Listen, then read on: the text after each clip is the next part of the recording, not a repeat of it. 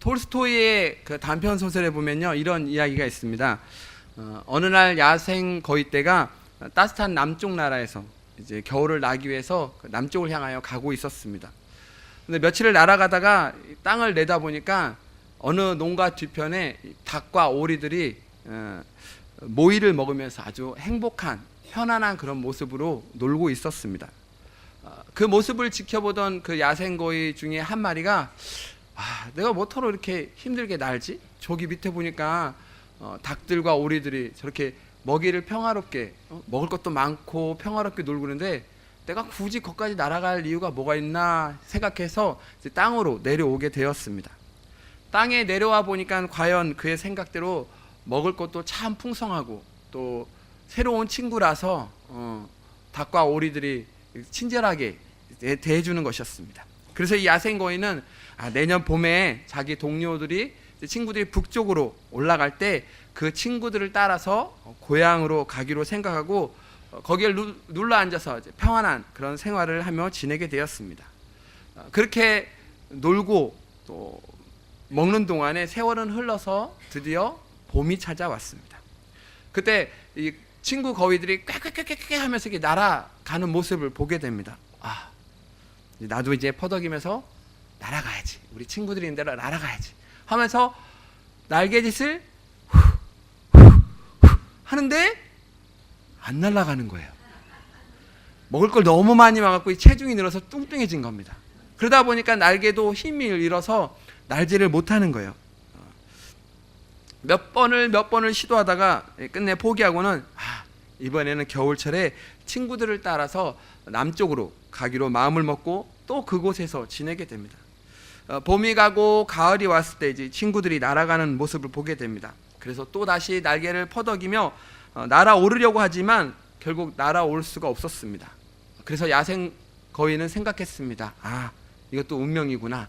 그냥 편히 살아야 되겠다 하고 생각하고는 그곳에서 완전히 눌러 살기로 하였고 몇 달 동안 아무 걱정 없이 풍족히 먹이를 먹고 또 닭과 오리와 친해져서 이렇게 지내게 되었습니다. 또 애인 거인도 새겨서 너무나 행복한 그런 삶을 살았습니다. 근데 그것도 잠시 어느 날 농부가 살이 통통하게 찐 이 야생 거위를 보더니 그놈 참 통통하게 생겼네 하고는 붙잡아서 죽이고는 맛있는 요리를 해 먹었다고 합니다. 여러분, 톨스토이는 이 작품을 통해서 무엇을 말하려고 할까요? 그것은 바로 우리 인생의 모습을 말하고 있습니다. 우리 인생은 하나님의 형상을 닮은 그런 가진 존재입니다. 그래서 보다 높은 이상을 가지고 또 보다 높은 곳을 바라보면서 보다 고상한 그런 가치를 추구하며 저 높은 곳에 있는 그런 영광을 누려야 할 존재입니다. 그런데 이 세상의 것, 땅의 것만 쳐다보다가 별 다른 의미도 가치도 없이 그렇게 비참하고도 또 무의미하게 죽어가고 있습니다.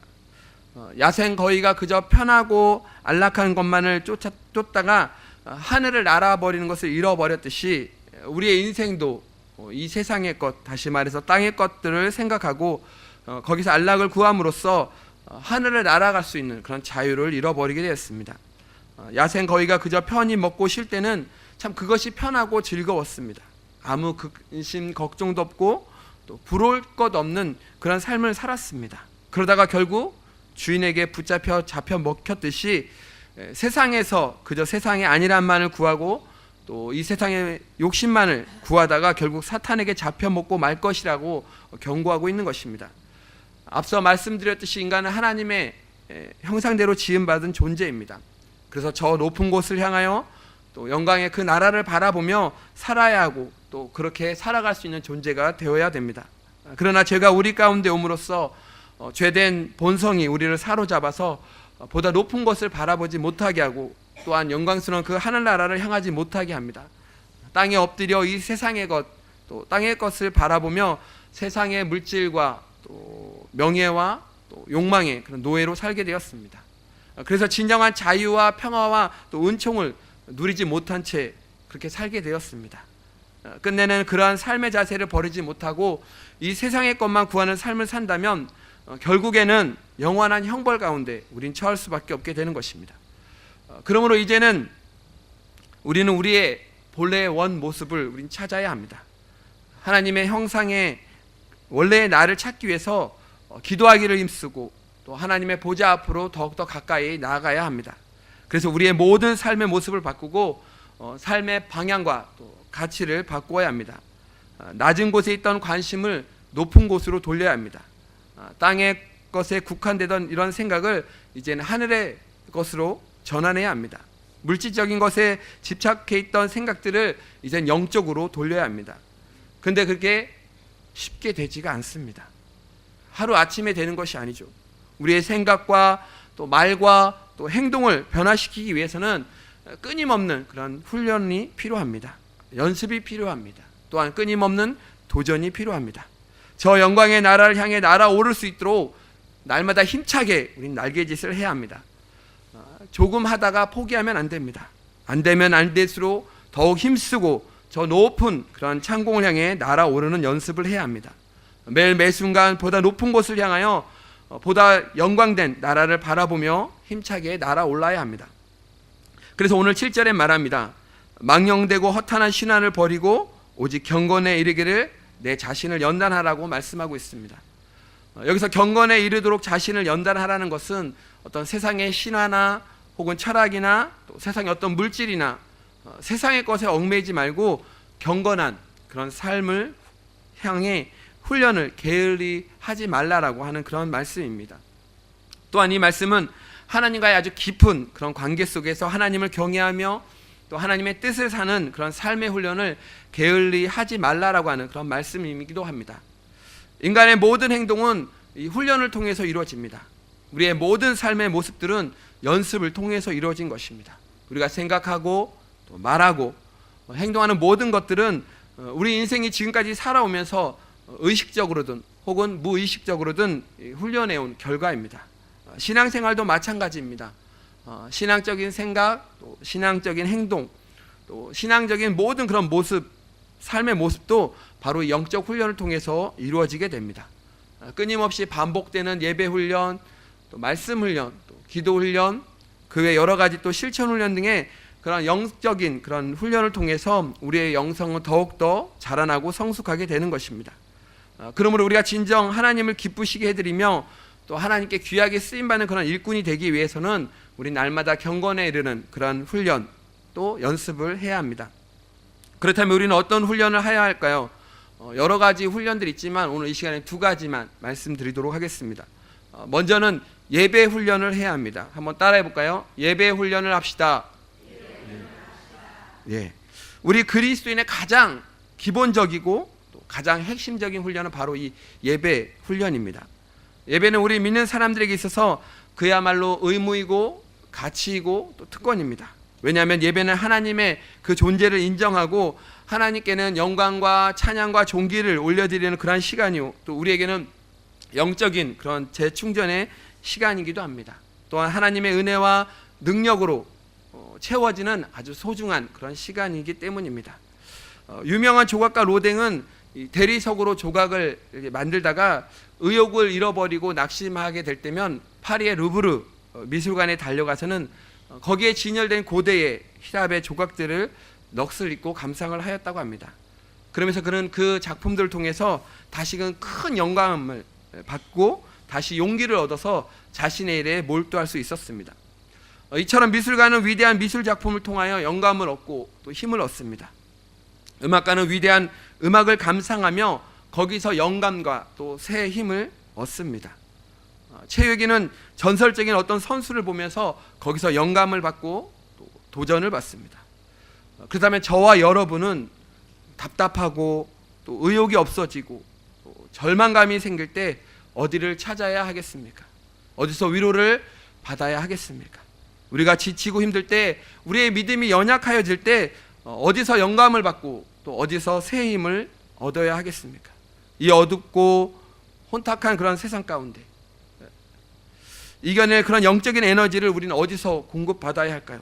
어디서 새 힘을 얻고 어디서 소망을 얻어야 하겠습니까?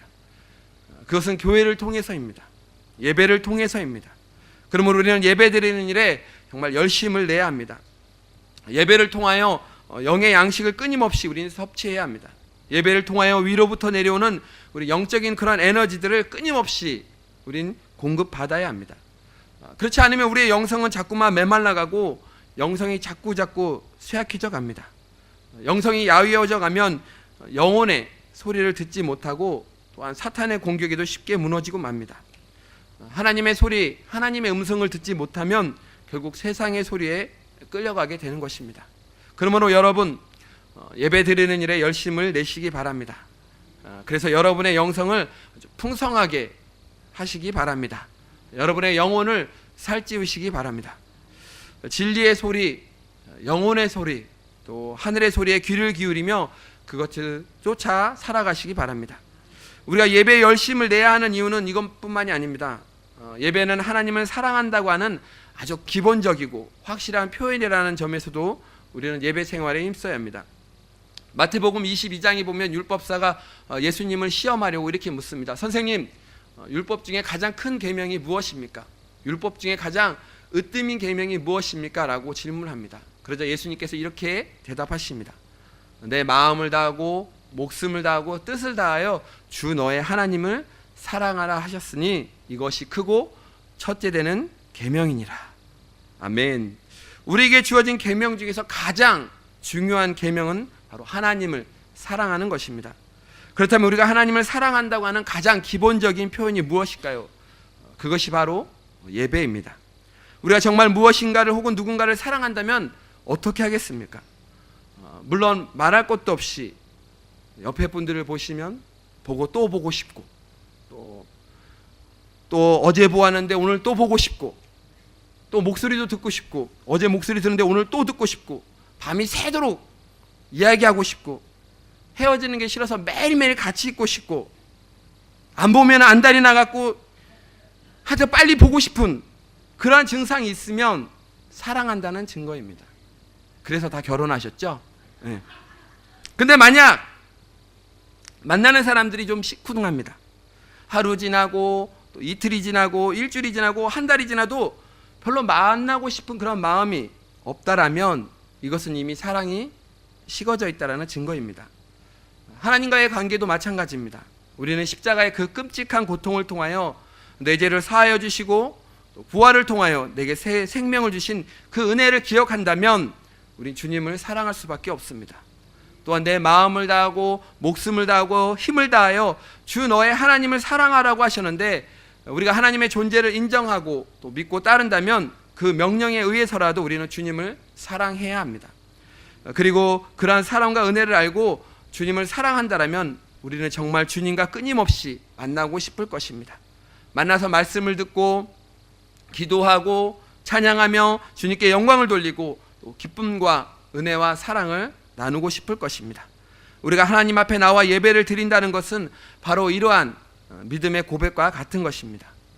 세상의 어떤 것보다도 예수님이 더 소중하다는, 세상의 그 어떤 것보다도 예수님을 사랑한다는, 그래서 다른 어떤 것도 하나님과의 그런 만남보다 더 중요할 수 없다는 그런 믿음의 고백인 것입니다.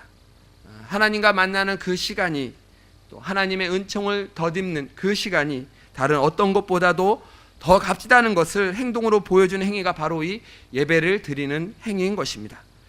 그러므로 여러분 모이기를 힘쓰시기 바랍니다. 여러분이 예수님을 또 하나님을 또 주님의 말씀을 주님 안에 있는 생명의 그 은총을 다른 세상의 어떤 것보다도 바꿀 수 없는 그런 최상의 가치로 여기신다면 예배 드리는 일에 열심을 다 내시기를 주님의 이름으로 축원드립니다. 육신의 배가 고픈 사람은 밥을 사모합니다. 그러나 영혼의 배가 고픈 사람은 영혼의 양식을 사모합니다.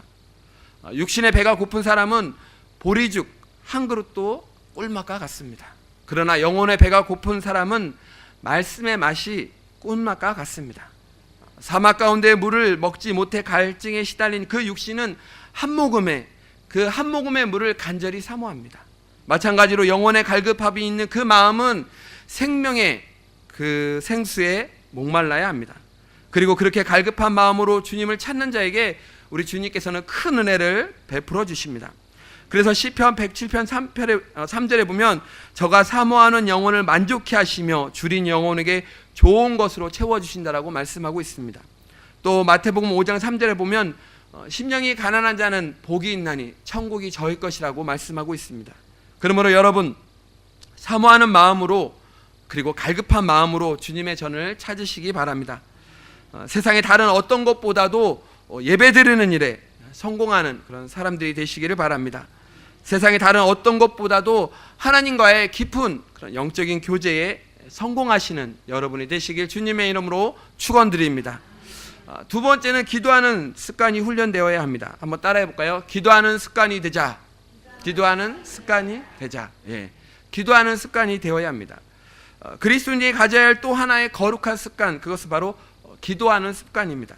기도는 하나님과의 영적인 교제이며 또 대화이며 또 영혼의 호흡입니다. 그러므로 기도하지 않는 영혼은 결코 생기 있는 그런 신앙생활을 할 수가 없습니다. 또한 기도하지 않는 영혼은 결코 하나님과의 그런 관계가 가까워질 수 없습니다. 대화가 단절된 그런 상태에서는 결코 서로 통하지 않습니다. 어쩌다가 대화를 나누려고 하면 서로 다른 이야기만 합니다. 왜 그럴까요? 서로 통하지 않기 때문입니다. 지금은 남과 북이 서로 대화가 참 잘 이루어지고 있는 모습들을 보게 됩니다. 그러나 전에 남과 북이 대화가 잘 되지 않는 이유가 무엇이었을까요? 서로 너무나 오랫동안 대화가 없었기 때문입니다. 휴전선이 가로막혀서 담이 생기다 보니까 관심이 달라졌습니다. 가치관이 달라지고 생각이 달라지고 인생관이 달라지고 또 철학이 달라졌습니다. 하나님과 사람 사이의 대화가 안 되는 이유가 무엇일까요? 그것은 관심과 또 목표와 또 방향과 가치관이 달라졌기 때문입니다. 그렇다면 이 관심과 목표와 또 방향과 가치관이 달라진 이유가 무엇일까요? 서로 교통하지 않았기 때문입니다. 대화가 단절되었기 때문입니다. 그래서 뜻이 통하지 않고 어떤 인생의 가치관과 방향과 목적이 다르게 된 것입니다. 그러다 보니 자꾸 엉뚱한 곳으로 가게 됩니다. 그러다 보니 점점 멀어지게 되는 것이죠. 그러므로 하나님과 계속해서 우린 대화해야 합니다. 말씀을 통하여 대화해야 되고 또 기도를 통해서 대화해야 되고, 그래서 하나님과 나 사이의 간격이 좁아지고 또 가깝게 되는 것이죠. 그래서 데살로니가 5장 17절에는 말씀합니다. 쉬지 말고 기도하라. 또한 예수님께서도 시험에 들지 않게 늘 깨어 기도하라고 말씀하셨습니다. 더구나 예수님조차도 이 기도 생활을 게을리하지 않으셨습니다. 누가복음 6장 12절에 보면 이때 예수께서 기도하시러 산으로 가사 밤이 새도록 하나님께 기도하시고라고 말씀하고 있습니다. 또한 마가복음 1장 35절에는 새벽 아직도 밝기 전에 예수께서 일어나 나가 한적한 곳으로 가서 거기서 기도하셨더니라고 말씀하고 있습니다. 그리고 십자가를 앞에 두고는 겟세마네 동산에서 피땀 흘린 그런 기도를 하셨습니다. 사랑하는 여러분, 예수님조차도 이렇게 기도의 생활을 게을리하지 않았다면, 예수님에게도 이런 기도의 시간이 필요하였다면 우리는 얼마나 더 많은 기도의 시간들이 필요하겠습니까? 여러분, 15분의 매직이란 말 혹시 아십니까? 매일 15분씩 투자하면 자신이 원하는 것을 얻을 수 있다고 합니다. 피아노를 잘 치고 싶으십니까? 그럼 매일 15분씩 피아노를 치십시오. 그럼 마침내 피아노를 잘 연주하게 됩니다. 영어를 잘하고 싶으십니까? 매일 15분씩 투자하십시오. 그럼 마침내는 영어를 잘할 수 있게 됩니다. 탁구를 잘 치고 싶으십니까? 매일 15분씩 치십시오. 주일날에도 5층 올라가서 15분간 치십시오. 그럼 탁구를 잘 칠 수 있는 날이 반드시 올 것입니다. 이때는 아멘이 커지네요. 좀 이상한데? 근데 우리가 매일 밥은 이 삼시세끼 다 먹으면서 영혼의 안식은 우리는 과연 얼마나 먹고 있습니까? 매일 텔레비전은 적어도 1시간 이상씩 보고 계실 텐데 성경은 얼마나 읽고 계십니까? 매일 세상에서의 일은 적어도 8시간에서 9시간 정도 하실 텐데 주님을 위해서라면 얼마나 일하고 계십니까? 매일 텔레비전을 1시간 이상씩 보고 계시고 또 세상 일은 적어도 8시간에서 9시간 하고 계시고 성경은 하루에 단 10분도 읽지 아니하고 기도는 단 10분도 하지 않고 예배 드리는 것을 밥 먹듯이 빼먹는다고 한다면 그 신앙이 과연 성장할 수 있을까요? 어떻게 하나님을 사랑한다고 말할 수 있겠으며 어떻게 경건한 삶을 살 수가 있겠습니까? 사랑하는 여러분, 이 죄악된 세상 속에서 과연 무엇으로 우리의 신앙과 믿음을 지켜나갈 수 있겠습니까? 이 죄악 많은 세상에서 과연 무엇으로 우리의 마음을 깨끗하게 할 수 있겠습니까? 이렇게 온갖 욕망과 또 시기와 또 미움이 만연되어 있는 이 세상에서 우리는 무엇으로 새롭게 할 수 있겠습니까? 그것은 예배를 통하여 가능합니다. 말씀을 통하여 가능합니다. 기도를 통하여 가능합니다. 물론 우리는 다 할 일이 참 많은 사람입니다. 세상이 정말 분주하고 아주 복잡하게 돌아갑니다. 또한 세상이 지금 이 세대는 정말 무한 경제의 시대로 치닫고 있습니다. 가정에서, 직장에서, 내가 속한 어떤 공동체에서 참 할 일들이 많은 그런 사람들입니다. 그러나 교회는 할 일이 없는 사람들이 오는 곳이 아닙니다. 한가한 사람들이 그냥 여가 생활하는 곳이 아닙니다. 교회는 친목단체가 아닙니다. 예배는 한가할 때 드리는 것이 아닙니다. 성경을 읽는 것은 시간이 남아도는 사람이나 읽는 것이 아닙니다. 기도는 심심할 때 하는 게 아닙니다. 그것은 우리 자신을 지키기 위하여 가장 우선시해야 할 일인 것입니다. 그것들은 오늘처럼 세속화되고 죄악으로 점점점 가득한 이 세상 가운데 우리 자신을 지키고 또 능력을 덧입는 유일한 길인 줄로 믿습니다. 그러므로 이러한 일들은 다른 모든 것들을 다 제쳐놓고라도 우린 최우선의 과제로 삼아야 할 것입니다. 사랑하는 여러분, 예배와 말씀과 또 기도와 찬양으로 날마다 경건의 훈련들을 잘 받으시기 바랍니다. 또한 하나님의 사람다운 그런 거룩한 습관을 가지고 살아가시기 바랍니다. 그리고 더욱더 사모하고 하나님을 사모하고 갈급한 마음으로 날마다 주의 전을 찾으시기 바랍니다. 그래서 더욱더 큰 그런 경건의 능력을 가지고 더욱 생명력 있는 그런 믿음을 가지고 이 세상의 온갖 어둠과 더러운 그런 가운데 정말 신실하게 진실되게 거룩하게 그렇게 살아가는 저와 여러분이 되시길 우리 주님의 이름으로 간절히 축원드립니다. 기도하겠습니다. 하나님 아버지, 이 세상은 너무나 혼탁합니다. 그리고 우리 너무나 연약합니다. 그래서 우리는 쉽게 이 세상 가운데 물들이게 됩니다. 그러나 오늘 주님께서 말씀하신 것처럼 우리가 경건한 그런 훈련과 연습을 통하여 우리의 믿음이 더욱더 굳센 믿음으로 성장할수록 주님 인도하여 주시옵소서. 나는 할 수 없습니다. 아니, 우리는 할 수 없습니다. 성령님 오시옵소서.